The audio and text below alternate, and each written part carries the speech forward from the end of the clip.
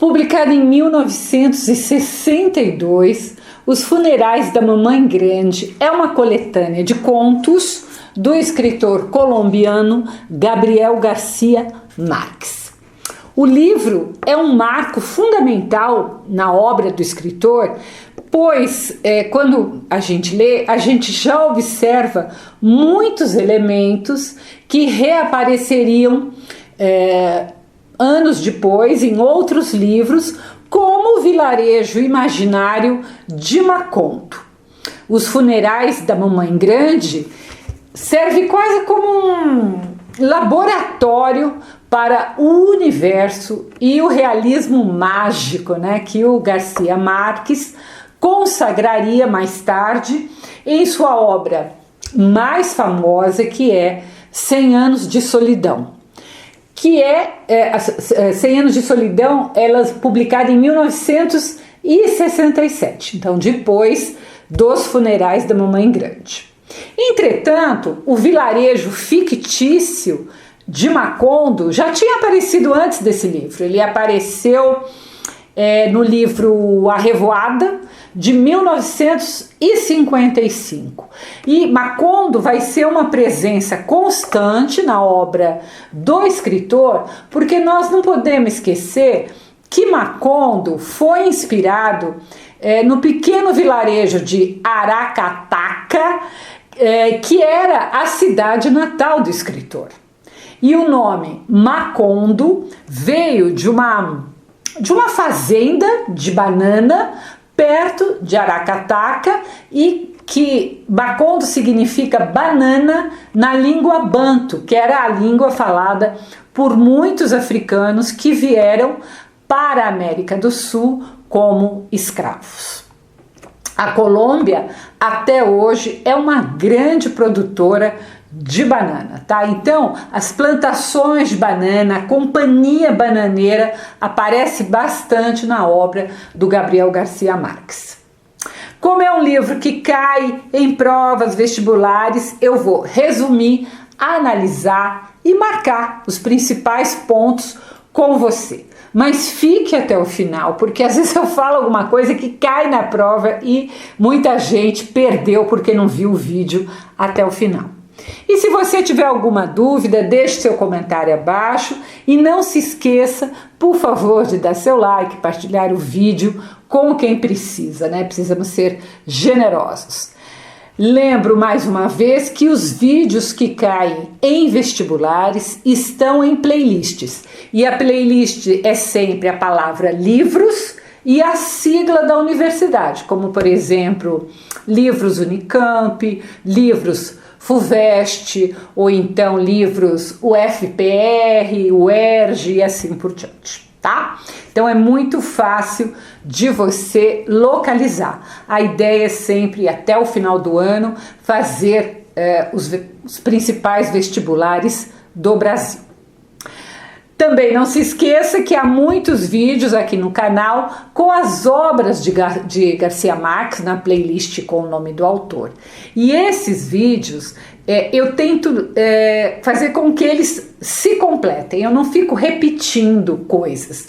Então eu tento fazer com que eles se completem e ajudem você a entender a obra do autor que foi Prêmio Nobel de Literatura e um dos principais escritores de todos os tempos.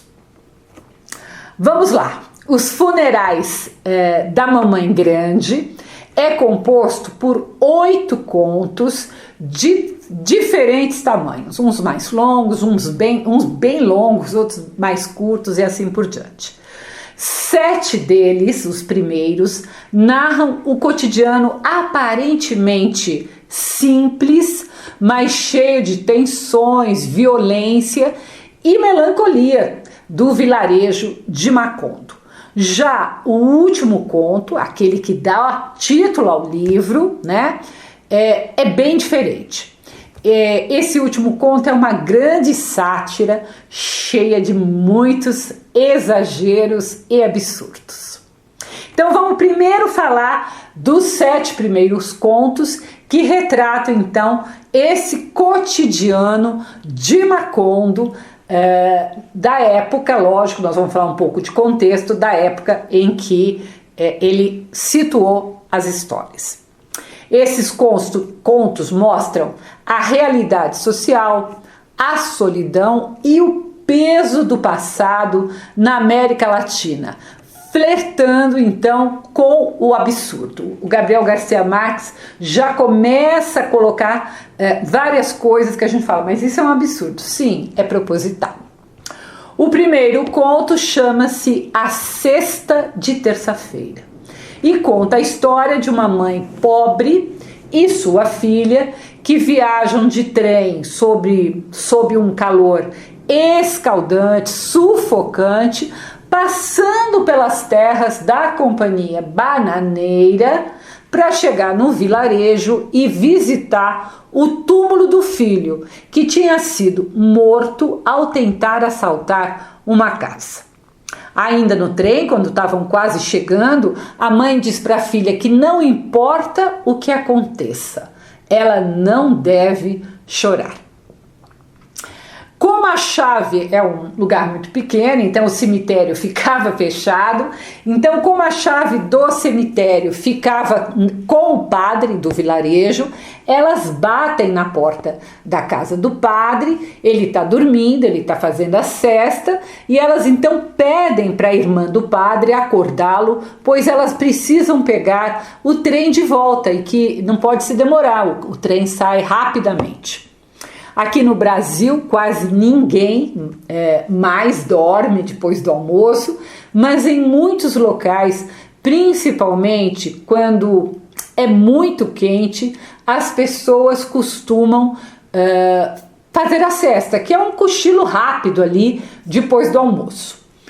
A mãe conta ao padre que o filho, chamado Carlos Centeno Ayala, e que havia, mas o padre não sabia o nome, porque ele tinha sido enterrado como indigente, né? Ele tinha tentado assaltar uma casa, tinha sido morto, mas ninguém sabia o nome nem a origem, e aí a mãe então conta o nome, e ela conta também que o rapaz tinha sido boxeador e que a sustentou e a outra filha, a irmã, por muito tempo. E que depois de cada luta o rapaz ficava dias prostrado na cama em virtude dos golpes. E ela arremata que a comida que ela e a filha comiam tinha o gosto do sangue do filho. O padre é uma mistura ali, se ele acredita, se ele não acredita, é uma mistura entre cético e indiferente, mas ele parece nem se importar com essa história. A mãe e a filha enfrentam o julgamento silencioso e a hipocrisia de toda a cidade, então, que as observa quando elas saem da casa do padre e vão para o cemitério. O segundo conto chama-se Um Dia Desses e conta a história de um dentista sem diploma, como era muito comum, né, antigamente, chamado Escovar, e ele estava ali trabalhando em uma dentadura quando seu filho lhe avisa que o alcaide... O que é alcaide? Alcaide é uma espécie de prefeito, mas ele é militar, tá? Quando o alcaide do lugar queria que o dentista lhe arrancasse um dente. O dentista continuou trabalhando, não deu a mínima, sem atender ao alcaide. Mas, logo depois, o filho veio lhe contar que o alcaide tinha dito que se ele não o atendesse, ele iria dar um tiro no dentista. Ainda sem se apressar, ele verificou o seu revólver na gaveta e ficou de frente para a porta esperando, falou que o alcaide podia entrar, esperando o alcaide. Mas, quando ele viu o alcaide, ele percebeu claramente que ele estava sofrendo de dor de dente e resolveu atendê-lo, fechando a gaveta.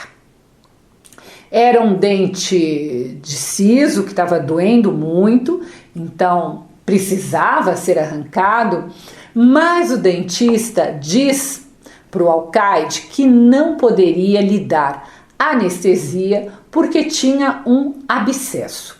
O que nós leitores, desconfiamos que fosse mentira, já que o dentista disse, antes de arrancar o dente, que agora o alcaide iria pagar, no mínimo ali, por 20 mortos. Então, o dentista arranca o dente sem anestesia, né? Um sutil ato de vingança política. E quando o alcaide está indo embora, ele pergunta para onde ele manda a conta, se ele manda a conta para o alcaide ou se ele manda para o município. E o alcaide lhe responde que dá na mesma, o que mostra bem o poder dos militares na América do Sul, que durante muito tempo acharam, né, que os países lhes pertenciam. Então, por isso que a população ali tinha uma certa raiva dos militares e toda a violência das ditaduras. O terceiro conto, bastante longo, chama-se Nesta Terra Não Há Ladrões. Um jovem chamado Dámaso rouba um salão de bilhar em busca de dinheiro. Mas ele chegou lá na madrugada e não havia dinheiro algum. E aí ele rouba então as 3 únicas bolas de bilhar do vilarejo, só para não sair do assalto de mão abanando. Entretanto, ao roubar as bolas, ele acabou com o único entretenimento local, gerando ali uma onda na cidade de paranoia e acusações injustas, né? Porque todo mundo ficou muito triste porque não podia mais jogar bilhar. O dono do salão de bilhar inventou que havia dinheiro, o que não havia. E a população acaba prendendo um negro, né? E aí já vai a crítica, é sempre o negro que é visto como ladrão, que não tinha nada, claro, a ver com o assalto, né? Então, na hora de querer culpar alguém, tinha um negro lá, eles culparam o negro. O Dámaso, que era o verdadeiro ladrão, ele era casado com Ana, uma lavadeira, que estava grávida. E ela se recusa a dar para ele o dinheiro do aluguel do quarto em que eles moravam. Ele queria esse dinheiro para que ele fosse de cidade em cidade tentando vender as tais bolas de bilhar, porque ali na cidade ele não podia vender. Irritado com a Ana, que não quer dar o dinheiro, ele larga a esposa e vai dormir com uma prostituta. A prostituta então lhe conta que sabia que o negro que tinha sido acusado não podia ser o ladrão, pois na noite do assalto, esse negro, ele estava com uma amiga sua, também prostituta, chamada Glória. Aí o Dámaso fala, mas então a Glória precisa contar. Mas aí ela fala que o alcaide ameaçou a Glória, para ela não falar nada. Por fim, levaram o negro em um barco. O Dámaso voltou para Ana, que lhe pediu para dar um fim nas bolas, coisa que ele também desejava fazer. Mas ele queria devolver as bolas e não tinha como, porque ele iria se incriminar. Por fim, ele resolve se arriscar, torna a entrar no salão de bilhar à noite, mas quando ele está ali devolvendo, o dono do bilhar aparece e o surpreende e diz que vai levá-lo para a delegacia, onde vão arrancar seu couro, já que ele é mais burro do que um ladrão. Então, deu tudo errado. Já o quarto conto é a prodigiosa tarde de Baltazar. Baltazar é um carpinteiro pobre e ele cria a gaiola de pássaros mais bonita do mundo. O filho de um homem rico e avarento da cidade é que tinha encomendado para o Baltazar, mas o pai do menino se recusa a pagar.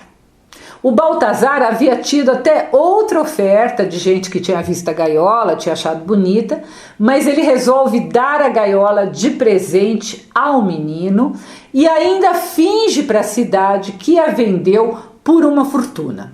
Os outros habitantes, né, ficaram surpresos como que ele tinha conseguido tirar dinheiro do senhor Montiel, que todo mundo conhecia como muito avarento. E essa glória ali, fez com que Baltazar acabasse celebrando a sua falsa vitória e ainda pagando bebida para todos, dinheiro que ele não tinha, teve que penhorar suas coisas, né? E bebendo tanto até cair completamente bêbado na sarjeta. É como, gente, ele se rebelasse, como se o prazer de fazer a felicidade do menino fosse maior do que qualquer pagamento. O que a gente pensa enquanto leitor é o verdadeiro absurdo em um mundo capitalista. Mas esse tipo de coisa, esse é um primeiro pensamento, mas o segundo esse tipo de coisa tem que acontecer para a gente interromper o sistema. O quinto conto chama-se A Viúva de Montiel e retrata a solidão da viúva de um homem cruel que enriqueceu à custa da violência política e da pilhagem na cidade, mostrando bem como o poder e o dinheiro se evaporam após a morte. Claro que os habitantes, ninguém gostava dele na cidade. E os seus 3 filhos, que viviam na Alemanha e em Paris, também não vieram nem para o funeral do pai. Então, a viúva, que nunca teve ali vida própria, sempre viveu à sombra do marido, dependendo dele para tudo, percebe aos 62 anos que estava sozinha no mundo. Ela só vive das cartas que ela troca ali com os filhos, tá? Ela vive isolada. Além disso, o administrador dos bens ali da viúva, chamado Carmichael, percebeu que sem as ameaças do antigo patrão, do José Montiel, ao povo, e que enriqueceu, aliado da ditadura, da violência, a população começava a se vingar, não querendo mais comprar os produtos que a viúva continuou produzindo. Então esses produtos, queijos, leite, acabaram estragando.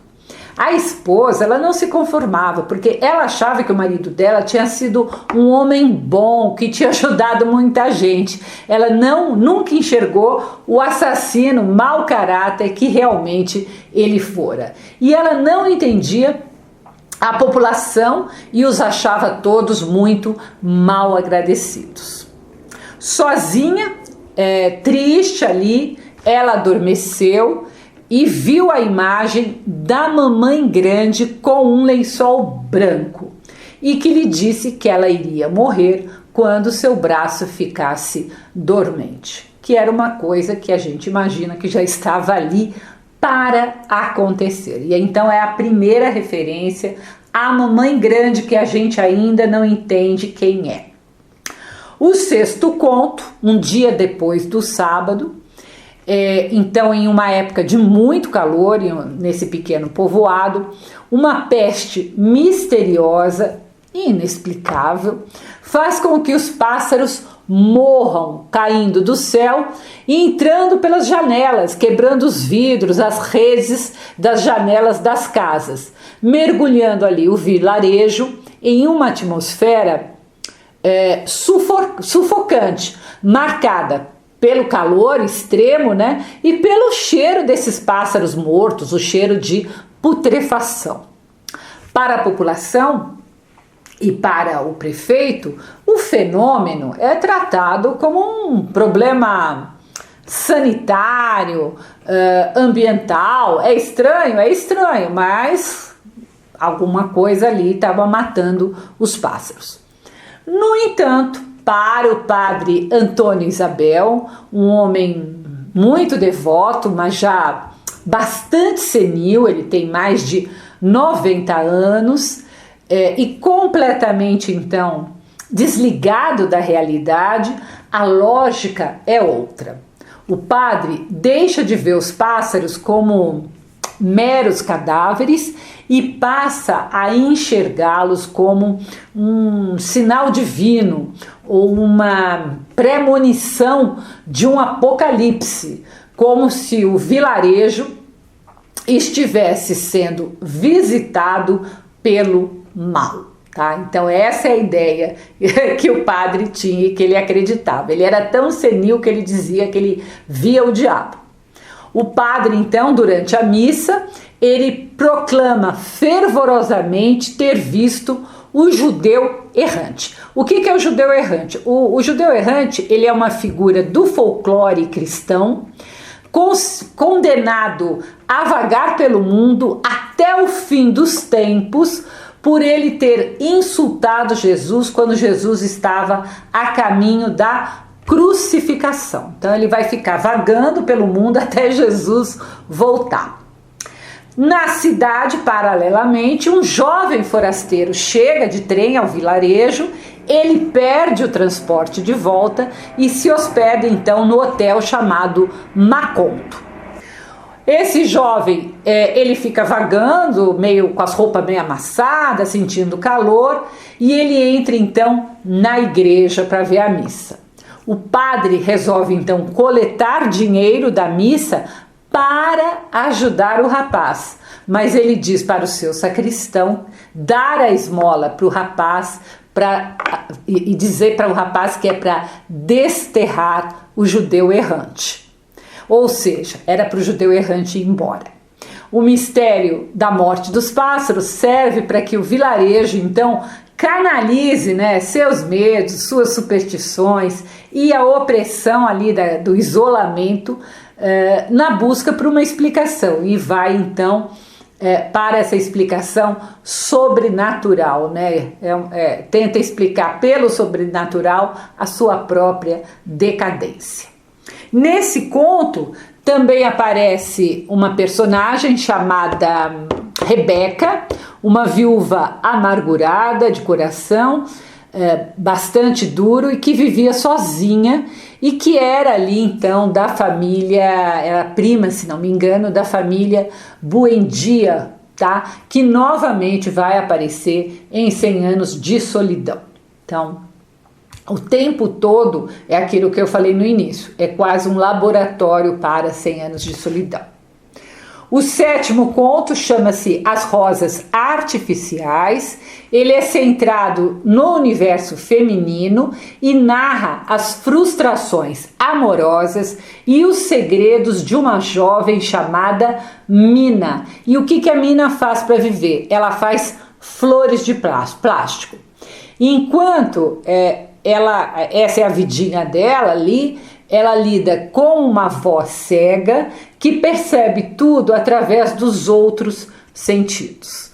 Um dia a Mina diz que vai à missa, mas meia hora depois ela retorna porque diz que não podia ir à missa com as mangas da blusa molhadas. As mangas, aquelas mangas que soltam, elas estavam molhadas porque a avó havia lavado. A avó, ela percebe que era mentira e lhe diz que se fosse apenas pelas mangas molhadas, a neta não teria nem saído de casa, mas ela saiu, não foi à missa e meia hora depois ela retornou. Obviamente a avó conclui que ela se encontrou com alguém e este alguém lhe havia contrariado, o que deixa a neta irritada ao perceber que a avó, mesmo cega, a conhecia tão bem e tinha uma visão melhor até de quem enxergava. Já o oitavo conto, que é aquele que eu falei que vai dar nome ao livro, Os Funerais da Mamãe Grande, muda completamente o tom do livro. O tom do livro era um realismo seco, né? um realismo amargo, melancólico, e agora vai mergulhar no realismo mágico e exagerado, que em literatura nós chamamos de hiperbólico. Hiper é sempre mais, né, gente? Hiper alguma coisa, hiperbólico. Maria del Rosário Castanheda e Monteiro é a Mamãe Grande. E ela era quase uma soberana absoluta e despótica de Macondo. Dona de terras praticamente que ninguém sabia onde começava, onde acabava. Ela controlava a economia, a política, a igreja, a vida de todos. Ela era o próprio Estado. E ela morre aos 92 anos, virgem, o que é uma ironia do autor, após governar por décadas através do medo, do favoritismo e da tradição feudal. Vamos esquecer o que é feudo. Feudo é um homem rico que mantém ali todo mundo nas suas terras, passando fome praticamente. Antes de morrer, a Mamãe Grande passa 3 horas ditando seus bens. Primeiro bens reais, terra, gado, mas depois, estranhamente, bens abstratos e invisíveis que ela acreditava possuir, como a soberania nacional, o hino, os direitos humanos, a ordem pública, a pureza e até o calor do dia. Ela achava que tudo isso lhe pertencia. A morte da matriarca paralisa o país.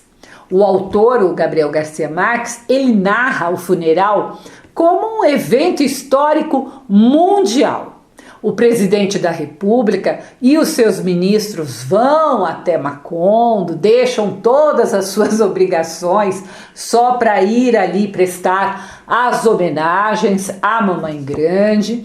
E, estranhamente, até o sumo pontífice, o Papa, viaja de Roma. Agora, gente, olha que estranho. Ele vai em uma canoa através de pântanos sufocantes para comparecer, claro, ao enterro. E aí já é o absurdo, o exagero que marca este conto. Imagina se ele ia de canoa até Macondo.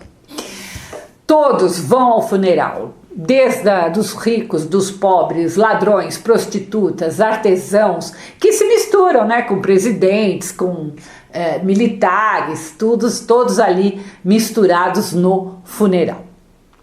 Quando o caixão finalmente desce à terra, o lixo e a decadência do império da Mamãe Grande começam a ser limpos. O conto, ele termina com uma sensação de libertação. Libertação do quê, né? Libertação da era do feudalismo, da opressão colonial. Parecia que estava chegando ao fim, que o povo finalmente poderia começar a viver suas próprias vidas sem o controle sufocante da grande matriarca, a Mamãe Grande. Bem, vamos lá, vamos à análise. O tema central do livro é a pobreza, o coronelismo das pequenas cidades, que a gente conhece, que tem aqui no Brasil, ou teve durante muitos anos, a opressão que o povo sofria, fosse dos governantes, fosse dos coronéis milionários, fosse dos militares, fosse da igreja, né? Era opressão de toda parte. E esta obra critica duramente as oligarquias latino-americanas. Então, critica, como eu já falei antes, o coronelismo, a corrupção institucional que se dá no Estado, mas também na igreja. E, claro, a opressão social, usando o humor muito sutil, muito exagerado, muito sutil não, gente, desculpa, um humor muito exagerado como ferramenta de denúncia. Os funerais da Mamãe Grande é um retrato político e social que começa ali numa escala íntima da violência e do luto cotidiano do primeiro conto, que é aquele conto que a mãe vai lá levar uma flor para o filho no cemitério, e termina nessa catarse quase carnavalesca, com aqueles tipos todos no funeral de Mamãe Grande, né, que é o último conto. É o livro onde Garcia Marques descobriu que para contar a verdade sobre a América Latina, a realidade comum não era suficiente. Era preciso recorrer ao absurdo. Ele exagerava para que as pessoas pudessem enxergar. Elas estavam tão acostumadas a essa realidade opressora que não enxergavam. A gente vê isso muito aqui no Brasil. Perceba que o ambiente também é muito importante. O tempo todo, praticamente em todos os contos, há um calor sufocante, como se a população estivesse mesmo sendo sufocada por esses poderosos todos. Por outro lado, em vários contos há quase uma subversão, né? Uma tentativa de romper com esse status estabelecido pelos poderosos. Você pode perceber isso na mãe pobre que não tem vergonha de visitar o túmulo do filho morto como ladrão, ou então do dentista que praticamente se recusa a tirar o dente da autoridade, do alcaide, ou do Baltazar, que mesmo pobre não vende, mas dá a gaiola, e assim por diante. Então você nota nos contos que há tentativas isoladas de romper com isso, mas que não adianta nada. Como se todas essas tentativas de se rebelar com o sistema estivessem esperando ou preparando para a morte do próprio sistema, representado por quem? Por Mamãe Grande. Por isso a morte dela acontece no último conto, tá? É um caminho para isso. Na América Latina, a figura do ditador ou do latifundiário confunde a propriedade privada com o Estado.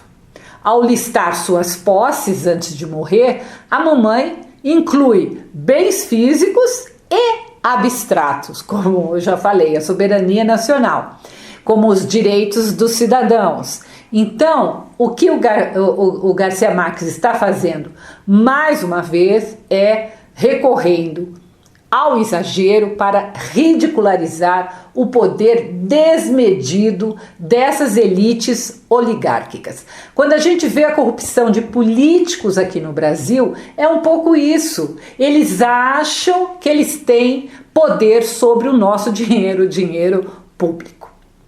A presença do presidente e do Papa no funeral demonstra como o poder político e a igreja são não vou dizer cúmplices, mas são aliados e sustentáculos desse atraso social. Eles não choram pela mulher, mas sim pela perda de uma estrutura que garantia a estabilidade e os privilégios desses poderosos. Quanto à narrativa, Gabriel Garcia Marques, já falei várias vezes, usa o absurdo, mas não para fugir da realidade, mas para justamente escancarar as contradições sociais de um continente, não só de um vilarejo, de um país, mas de um continente inteiro preso a estruturas arcaicas de poder. Ele exagera para que nós, leitores, percebamos. E não nos esqueçamos que, como vários países sul-americanos, a Colômbia ela também teve as suas ditaduras militares, e que o próprio escritor, como tantos escritores na América do Sul inteira, conhecido pelo apelido de Gabo, teve de fugir do seu país, né? Sempre que você tem uma ditadura, as pessoas que não concordam com ela vão ser presas ou mortas, então elas fogem do país. Perceba, por fim, que no título não é apenas um funeral, mas o autor ele usa o plural, funerais, porque de verdade são muitas mortes, muitas coisas a serem enterradas para poder libertar o povo. É isso, é um livro que você lê muito rapidamente, e se você quiser conhecer minhas crônicas, eu as publico todas as terças-feiras no meu site www.miriambevilacqua.com.br. Se inscreva no canal, compartilhe esse vídeo, vamos tornar a literatura algo imprescindível para uma grande parte dessa população do Brasil. Até o próximo post.